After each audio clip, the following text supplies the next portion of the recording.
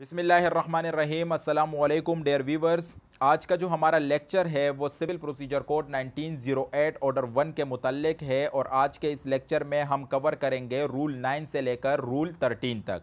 इससे पहले हमने कवर किया था रूल 1 से लेकर रूल 7 तक और इसके बाद जो सेकंड लेक्चर है ऑर्डर 1 से रिलेटेड उसमें हमने डिस्कस किया था रूल 8 को, यानी कि रिप्रेजेंटेटिव सूट को डिस्कस किया था। आज के इस लेक्चर में हम डिस्कस करेंगे रूल 9 से लेकर रूल 13 तक और हमारा ऑर्डर 1 जो है वो कंप्लीट हो जाएगा।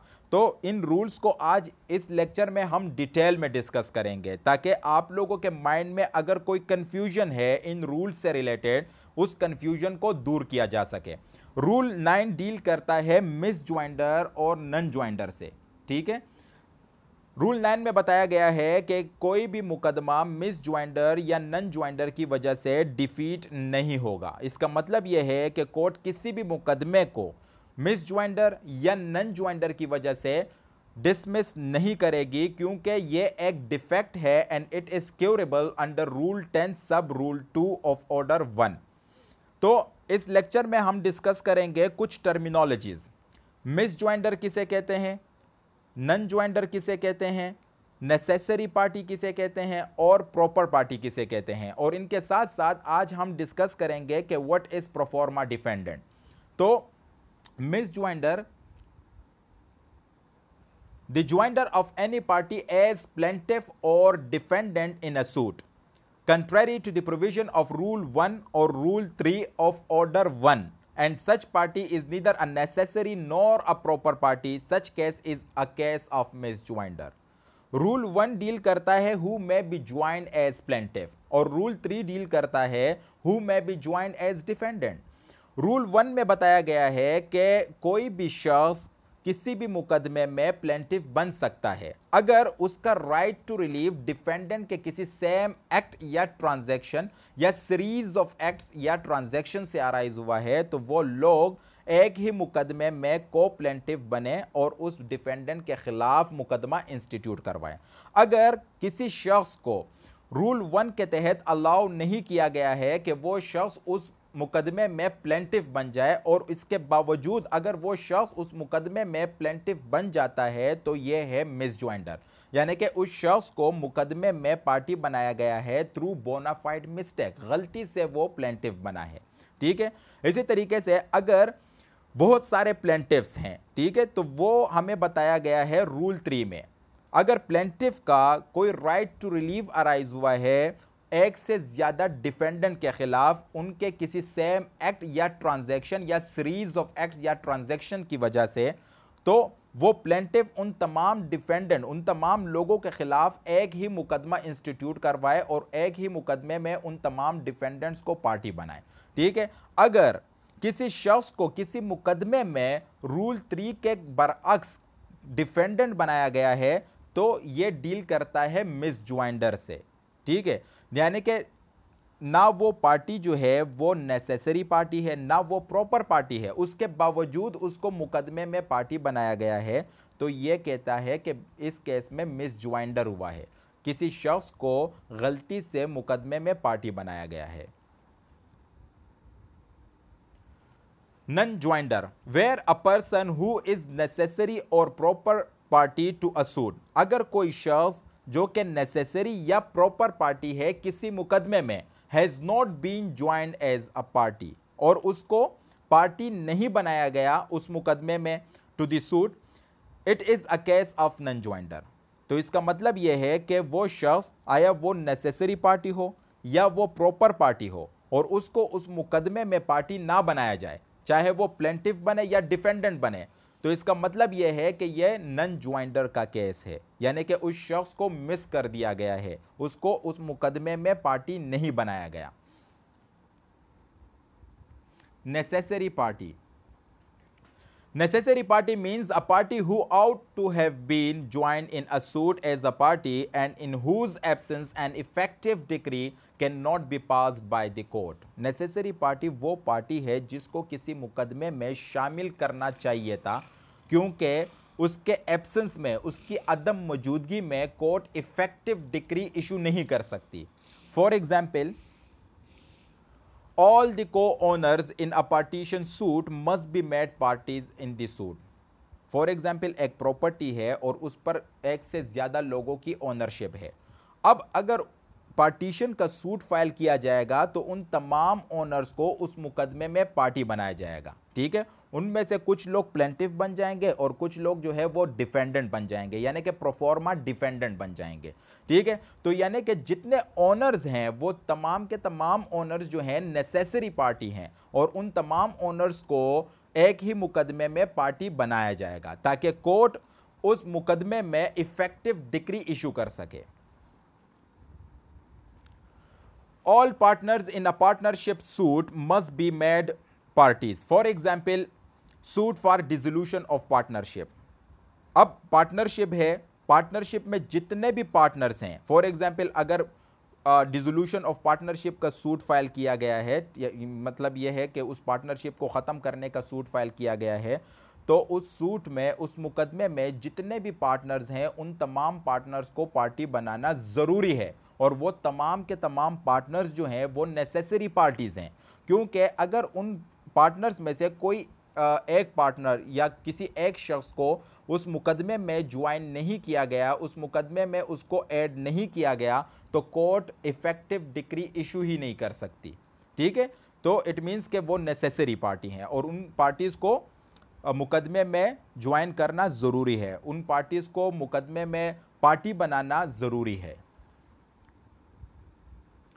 A proper party is one whose presence would enable the court to completely and effectually adjudicate upon all matters in dispute in the suit. Such person should not be a person who seek any relief or against whom any relief is sought. यानी कि proper party वो party है जो कि court को enable करती है कि कोर्ट उस डिस्प्यूट को इफेक्टिवली एडजुडिकेट कर दे। ठीक है, मगर प्रॉपर पार्टी जो है वो ऐसा शख्स होना चाहिए, ऐसी पार्टी होनी चाहिए जिसका कोई राइट टू रिलीफ अराइज ना हुआ हो और जिसके खिलाफ कोई राइट टू रिलीफ अराइज ना हुआ हो। ठीक है, अगर किसी का राइट टू रिलीफ अराइज हुआ है तो इट मीन्स कि वो नेसेसरी पार्टी है, वो फिर प्रॉपर पार्टी नहीं है। और अगर किसके against right to relief arise हुआ है प्लेंटिफ का, तो इट मीन्स कि वो नेसेसरी पार्टी है, फिर वो प्रॉपर पार्टी नहीं कहलाएगी। तो उन पार्टी को फिर उस मुकदमे में शामिल करना जरूरी है। For example, in a suit for possession by a landlord against his tenant, a sub tenant is only a proper party. For example, मैंने अपना घर मिस्टर ए को किराया पे दिया। ठीक है, मिस्टर ए ने मेरे घर को मिस्टर बी को किराए पे दे दिया। ठीक है, अब यहाँ पर अगर मैं पोजेशन के लिए सूट फाइल करूँ तो मेरा राइट टू रिलीफ दरअसल मिस्टर ए के खिलाफ अराइज हुआ है। ठीक है, जबकि मिस्टर बी है जो सब टेनेंट है वो इस मुकदमे में प्रॉपर पार्टी है, तो कोर्ट कहेगी कि भाई मिस्टर बी को भी इस मुकदमे में शामिल कर दिया जाए ताकि कोर्ट जो है इस डिस्प्यूट को इफेक्टिवली एडजुडिकेट कर दें।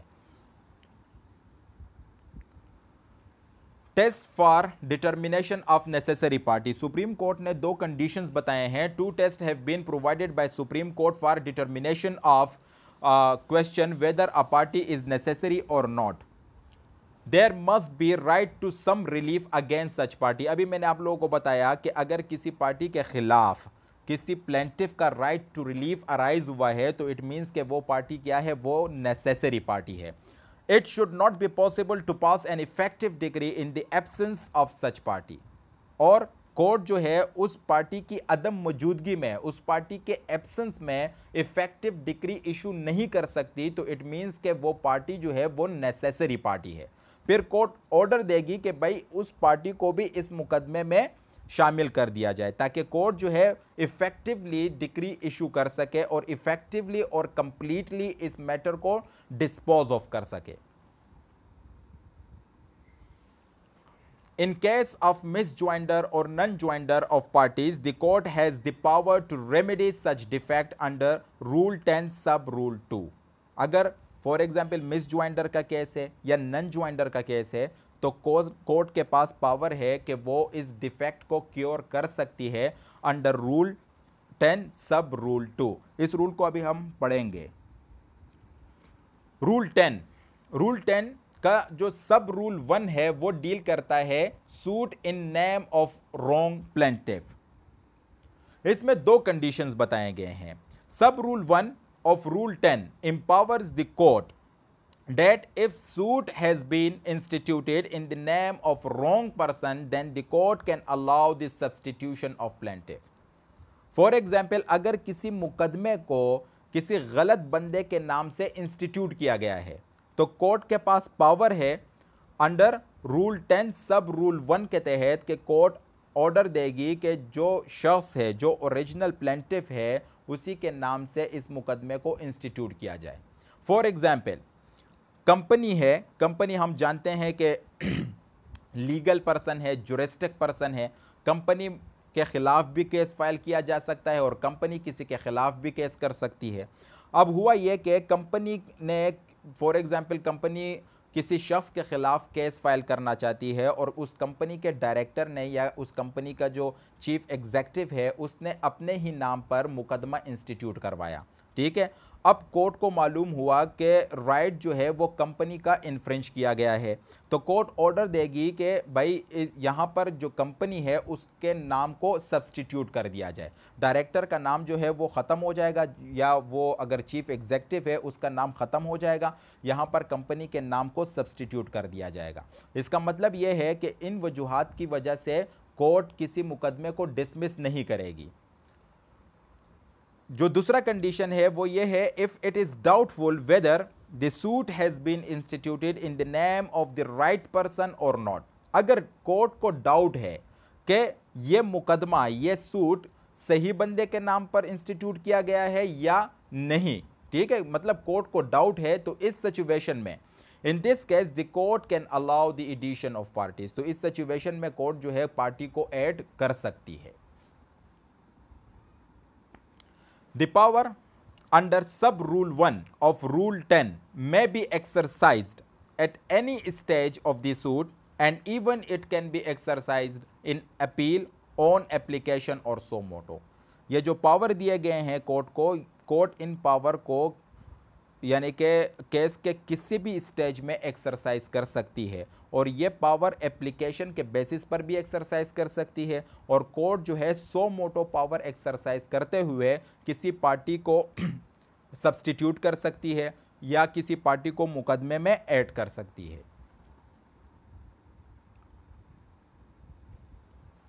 The new plaintiff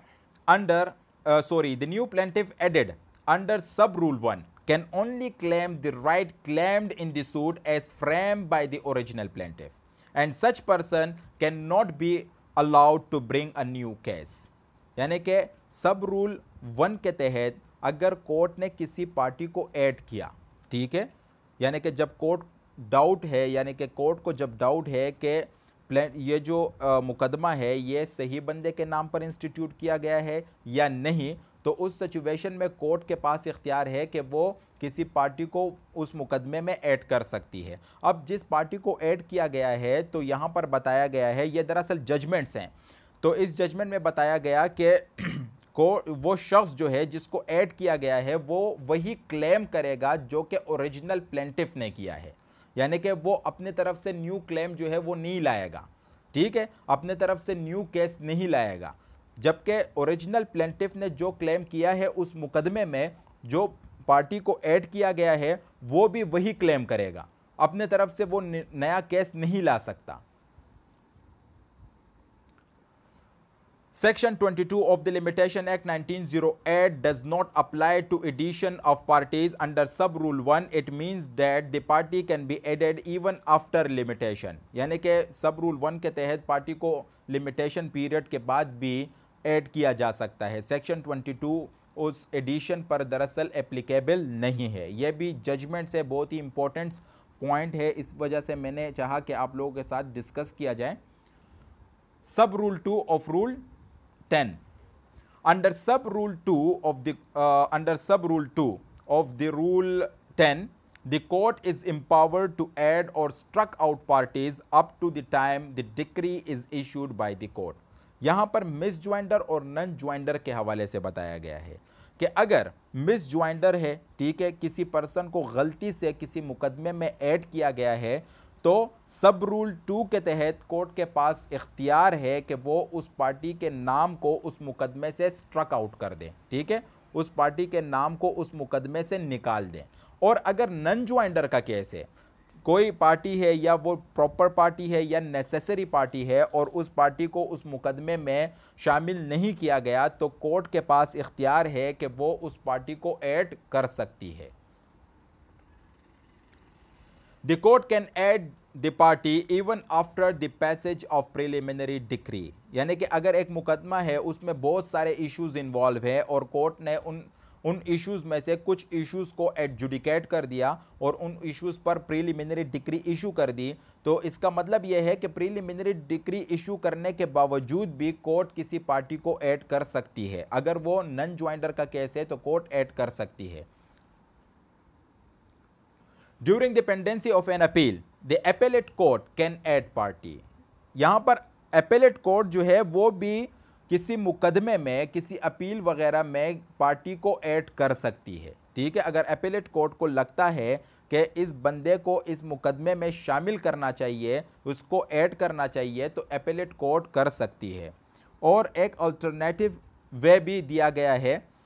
in the alternative the appellate court can remand the case. Remand का मतलब यह है sending back. In the alternative, the appellate court can remand the case to the trial court and direct the trial court to add the party। यानी कि appellate court जो है वो उस केस को ट्रायल कोर्ट को भेज देगी, वापस भेज देगी और ट्रायल कोर्ट को डायरेक्ट करेगी, ट्रायल कोर्ट को डायरेक्शंस देंगी कि इस पार्टी को इस मुकदमे में ऐड कर दिया जाए, चाहे वो प्लेंटिफ हो या डिफेंडेंट हो। Where the appellate court has added a party, the trial court does not have the power to strike out such a party। यानी कि अगर एपेलेट कोर्ट ने किसी शख्स को किसी मुकदमे में ऐड कर दिया, चाहे वो प्लेंटिफ ऐड किया हो या डिफेंडेंट ऐड किया हो, तो ट्रायल कोर्ट के पास फिर इख्तियार नहीं है, ट्रायल कोर्ट के पास पावर नहीं है कि वो उस मुकदमे से उस शख्स को निकाल दें, ठीक है, उसको स्ट्राइक आउट कर दें। ट्रायल कोर्ट के पास ऐसे कुछ इख्तियारात फिर बाकी नहीं बचते। No person can be added if claim against him is barred by the time। अगर फॉर एग्जाम्पल देना चाहूँगा कि मिस्टर ए ने मिस्टर बी के खिलाफ सूट फाइल किया फॉर रिकवरी ऑफ मनी, ठीक है। अब मिस्टर ए का कॉज ऑफ रिलीफ अराइज हुआ, for example cause of action arise हुआ जनवरी 2017 में। अब ये मुकदमा 3 साल चला। 3 साल के बाद कोर्ट को लगा कि मिस्टर ए का जो कॉज ऑफ एक्शन है वो सिर्फ और सिर्फ मिस्टर बी के अगेंस्ट नहीं है बल्कि मिस्टर सी के अगेंस्ट भी है। मगर अब 3 साल के बाद, दरअसल लिमिटेशन पीरियड जो है वो 3 इयर्स का है, तो 3 साल के बाद कोर्ट मिस्टर सी को इस मुकदमे में ऐड नहीं कर सकती, क्योंकि मिस्टर ए का जो क्लेम है वो बार्ड हो चुका है मिस्टर सी के against. If a necessary party is not impleaded, can file an appeal against a decree adversely affecting him। यानी कि अगर किसी नेसेसरी पार्टी को किसी मुकदमे में पार्टी नहीं बनाया गया था और उस मुकदमे में कोर्ट ने डिक्री इशू कर दी, अब उस डिक्री से वो जो नेसेसरी पार्टी है उस पर अफेक्ट पड़ रहा है, ठीक है, तो वो नेसेसरी पार्टी आल्दो के वो उस मुकदमे में पार्टी तो नहीं है, मगर इसके बावजूद वो उस डिक्री के खिलाफ अपील फाइल कर सकता है, ठीक है। ये दरअसल राइट दिए गए हैं नेसेसरी पार्टी को। ट्रांसपोज पार्टी एक एग्जाम्पल देना चाहूँगा। फॉर एग्जाम्पल मिस्टर ए और मिस्टर बी की एक प्रॉपर्टी है, ठीक है, और इन दोनों को उस प्रॉपर्टी से मिस्टर सी ने डिस्पोजेस कर दिया। अब मिस्टर ए चाहता है कि भाई मिस्टर सी के खिलाफ मुकदमा फ़ाइल किया जाए, जबकि मिस्टर बी चाहता है कि भाई मैं कोई मुकदमा फ़ाइल नहीं करना चाहता। तो यहाँ पर मिस्टर ए, मिस्टर बी और मिस्टर सी दोनों के खिलाफ मुकदमा फ़ाइल करेंगे। यानी कि ये अगर मिस्टर बी को उस मुकदमे में ऐड नहीं किया गया तो इट मीन्स कि मिस्टर बी क्या है, नेसेसरी पार्टी है। तो यहाँ पर अगर मिस्टर बी प्लेंटिफ नहीं बनना चाहता तो मिस्टर ए मिस्टर बी को डिफेंडेंट बना देगा। यानी कि नेसेसरी पार्टी है, उसी मुकदमे में इसको ऐड कर देगा। ठीक है, तो यहां पर कोर्ट को मालूम हुआ कि मिस्टर ए और मिस्टर बी ये दोनों इस प्रॉपर्टी के को ऑनर्स हैं। ठीक है, इन दोनों का राइट जो है वो इन्फ्रिंज किया गया है। तो कोर्ट यहां पर on the basis of application और on the basis of suo motu power mister B को ट्रांसपोज कर देगी प्लेंटिफ, यानी कि मिस्टर बी पहले डिफेंडेंट था, इसको ट्रांसपोज कर देगी एज प्लेंटिफ। ठीक है, तो इसको कहते हैं ट्रांसपोजिशन ऑफ पार्टीज, यानी कि किसी पार्टी को प्लेंटिफ, फॉर एग्जांपल एक शख्स था वो प्लेंटिफ था, उसको डिफेंडेंट बनाया जाए, या वो डिफेंडेंट था उसको प्लेंटिफ बनाया जाए, तो इसको कहते हैं transposition of parties. So the court has the power to transpose parties as it has the power to add or struck out the parties। यानी जैसे कि कोर्ट के पास पावर है कि वो किसी पार्टी को ऐड या स्ट्रक आउट कर सकती है, इसी तरीके से कोर्ट के पास ये भी इख्तियार है कि वो किसी पार्टी को ट्रांसपोज कर सकती है। Transpositions can be ordered by the court on application made orally or in writing and even so moto। यानी कि ट्रांसपोजिशन जो है, जैसे मैंने अभी आप लोगों को बताया कि मिस्टर ए ने मिस्टर बी को भी डिफेंडेंट बना दिया, तो अब यहाँ पर मिस्टर बी जो है ओरली भी कोर्ट को कह सकता है कि मुझे प्लेंटिफ बना दिया जाए, या वो एप्लीकेशन भी दे सकता है। और इसी तरीके से कोर्ट के पास सो मोटो पावर भी है, कोर्ट जो है वो सो मोटो पावर एक्सरसाइज करते हुए मिस्टर बी को प्लेंटिफ बना देगी। ठीक है, तो इसको कहते हैं transposition of parties. Even an appellate court can order the transposition of party, यानी कि appellate court के पास भी इख्तियार है कि वो भी किसी पार्टी को ट्रांसपोज कर सकती है। No person can be added or transposed as plaintiff or as a next friend of a person under any disability without his consent and without an order of the court। यानी कि किसी शख्स को उसके concern के बगैर और court के ऑर्डर के बगैर ट्रांसपोज नहीं किया जा सकता। अब यहाँ पर जो मैंने आप लोगों को एग्जांपल दिया, अगर मिस्टर बी जो है उसका कंसर्न नहीं है कि वो प्लेंटिफ बने, तो यहाँ पर कोर्ट जो है उसको प्लेंटिफ नहीं बना सकती। ठीक है, और इसी तरीके से अंडर एनी डिसेबिलिटी मीन्स, देखें माइनर जो है ये डिसेबल है, या कोई फॉर एग्जांपल इडियट है, इडियट मीन्स मुकम्मल पागल बंदा है, तो वो डिसेबल है कि वो प्लेंटिफ नहीं बन सकता। अब इनका जो नेक्स्ट फ्रेंड है, अगर उसको उस मुकदमे में ऐड किया जाए तो उसका जो नेक्स्ट फ्रेंड है उसका कंसर्न होना ज़रूरी है। ठीक है, अगर माइनर है और माइनर का कोई गार्जियन है, ठीक है, और उस गार्जियन को उस मुकदमे में ऐड किया जाए तो उस गार्जियन का कंसर्न होना ज़रूरी है। अगर उस गार्जियन का कंसर्न नहीं होगा तो कोर्ट उस गार्जियन को इस मुकदमे में ऐड नहीं कर सकती, यानी कि इस मुकदमे में उसको प्लेंटिफ नहीं बना सकती। एग्जाम्पल जो है ये बहुत ही इंपॉर्टेंट है। Example, in a suit for dissolution of partnership, if plaintiff wants to withdraw, the court can transpose any other defendant partner as a plaintiff and continue the suit and transpose the original plaintiff to the position of defendant. अगर partnership dissolution of partnership का suit file किया गया है, ठीक है, तो किसी एक पार्टनर ने किया होगा या किसी दो पार्टनर ने किया होगा। ठीक है, अब जो दीगर और पार्टनर्स हैं उनको डिफेंडेंट बना दिया गया। अब यहाँ पर जो प्लेंटिफ है वो विड्रॉ करना चाहते हैं, तो यहाँ पर कोर्ट इन प्लेंटिफ्स को मजबूर नहीं कर सकती, क्योंकि अगर उनका कंसर्न नहीं है तो वो विड्रॉ कर सकते हैं। तो यहाँ पर कोर्ट क्या करेगी कि जो प्लेंटिफ विड्रॉ करना चाहता है उसको ट्रांसपोज कर देगी डिफेंडेंट, यानी कि उसको डिफेंडेंट बना देगी, और डिफेंडेंट से अगर कोई शख्स अपना कंसर्न देता है कि मुझे प्लेंटिफ बनाया जाए तो उस शख्स को प्लेंटिफ बना दिया जाएगा। तो इसको कहते हैं transposition of parties. It means कि अगर जो पार्टनर है जिसने सूट फाइल किया था वो अपना जो केस है उसको वापस लेना चाहता है और वो विड्रॉ करना चाहता है, तो यहाँ पर जो सूट है वो डिसमिस नहीं होगा। अगर जो डिफेंडेंट है वो अपना कंसर्न देते हैं कि मुझे इस मुकदमे में प्लेंटिफ बनाया जाए, तो कोर्ट इस प्लेंटिफ को डिफेंडेंट बना देगी, क्योंकि डिफेंडेंट बनने के लिए कंसर्न का होना ज़रूरी नहीं है। ठीक है, प्लेंटिफ बनने के लिए कंसर्न का होना ज़रूरी है। तो यहाँ पर जो डिफेंडेंट अपना कंसर्न देगा कोर्ट को कि हाँ मुझे प्लेंटिफ बना दिया जाए, तो उस डिफेंडेंट को प्लेंटिफ ट्रांसपोज कर दिया जाएगा, और इसी तरीके से जो प्लेंटिफ है जो विड्रॉ करना चाहता है उसको डिफेंडेंट बना दिया जाएगा। तो यह ट्रांसपोजिशन के हवाले से था। कंडक्ट ऑफ सूट, अगर किसी मुकदमे में बहुत सारे प्लेंटिफ्स है और बहुत सारे डिफेंडेंट है तो कोर्ट उनमें से किसी एक को कंडक्ट ऑफ सूट दे सकती है।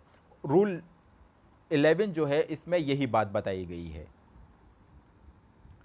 Appearance on one of civil plaintiffs और डिफेंडेंट्स फॉर अदर्स, यहां पर पावर ऑफ अटर्नी की बात कही गई है कि अगर बहुत सारे प्लेंटिफ्स हैं, ठीक है, या इसी तरीके से बहुत सारे डिफेंडेंट है किसी मुकदमे में, तो वो प्लेंटिफ किसी एक पर्सन को पावर ऑफ अटर्नी दे, ठीक है, और वो पर्सन कोर्ट में अपेयर होगा और कोर्ट में जो है वो प्लीडिंग भी कर सकता है, ठीक है, अगर वो लॉयर है तो वो प्लीडिंग भी कर सकता है। तो इस यानी कि ये जो रूल है, रूल 12, इसमें पावर ऑफ अटर्नी की बात की गई है। Sub rule 1, where there are more plaintiffs than one, अगर बहुत सारे प्लेंटिव्स हैं, एनी वन और more of them may be authorise by any other of them, यानी कि उनमें से एक या एक से ज़्यादा को ऑथराइज किया जा सकता है दीगर प्लेंटिव्स की तरफ से टू अपेयर, कोर्ट में अपेयर हो, यानी कि उनको रिप्रेजेंट करें, प्लीड और act for such order in any proceeding, and in like manner where there are more defendants than one, अगर इसी तरीके से बहुत सारे डिफेंडेंट है, एनी वन और मोर ऑफ देम, उनमें से किसी एक या एक से ज्यादा को may be authorise by any other of them, यानी कि उनमें से एक या एक से ज्यादा को ऑथराइज किया जा सकता है टू अपेयर, ताकि वो कोर्ट में अपेयर हो, उनको रिप्रेजेंट करे, प्लीड और act for such order in any proceeding. सब रूल 2 में बताया गया है the authority shall be in writing, जो अथॉरिटी दी गई है उस शख्स को, यानी कि अगर बहुत सारे प्लेंटिफ्स हैं उन्होंने किसी एक को अथॉरिटी दी है, ठीक है, तो ये अथॉरिटी जो है ये राइटिंग में होनी चाहिए, साइन बाय द पार्टी, उस पर पार्टी जो है वो साइन करेगी जो अथॉरिटी दे रहे हैं, giving it and shall be filed in the court, और उस पावर ऑफ अटर्नी को कोर्ट में फाइल किया जाएगा, यानी कि कोर्ट में उसको सबमिट किया जाएगा। Objection as to nonjoinder और misjoinder, all objection relating to misjoinder और nonjoinder shall be taken at the earliest possible opportunity, यानी कि मिस ज्वाइंडर या नन ज्वाइंडर से रिलेटेड अगर कोई ऑब्जेक्शन किसी पार्टी को रेज करनी है तो वो पार्टी जो है वो eight the earliest possible opportunity इस ऑब्जेक्शन को रेज करेगी। If it is not taken, it shall be deemed to have been waived. अगर इस ऑब्जेक्शन को रेज नहीं किया गया तो इसको ऐसा तस्वुर किया जाएगा कि इसको वेव्ड कर दिया गया है, यानी कि इस ऑब्जेक्शन को माफ कर दिया गया है। If the ground of objection arises after first hearing, for example after first hearing, then it should be taken at the earliest possible opportunity, अगर ग्राउंड ऑफ ऑब्जेक्शन जो है वो फर्स्ट हेयरिंग के बाद अराइज हो जाए तो उस वक्त जो है पार्टी उस ऑब्जेक्शन को रेज करेगी, ठीक है। अगर हम जो रूल 13 है उसको पढ़ें तो वहाँ पर बताया गया है कि अगर वो सब्सिक्वेंटली अराइज हो जाए तो अलग बात है, ठीक है। तो यहाँ पर जो एग्जाम्पल है ये बिल्कुल वैलिड है कि अगर फॉर एग्जांपल सब्सिक्वेंटली का मतलब ये है कि अगर फॉर एग्जांपल फर्स्ट हेयरिंग के बाद या सेकंड हेयरिंग के बाद ऐसा ग्राउंड अराइज हो जाए तो वहाँ पर पार्टी जो है उस ऑब्जेक्शन को रेज कर सकती है। Objection can not be raise before the appellate court if it was not raise in the trial court, अगर आपने ट्रायल कोर्ट में ऑब्जेक्शन रेज नहीं किया है रिलेटिंग टू नन ज्वाइंडर और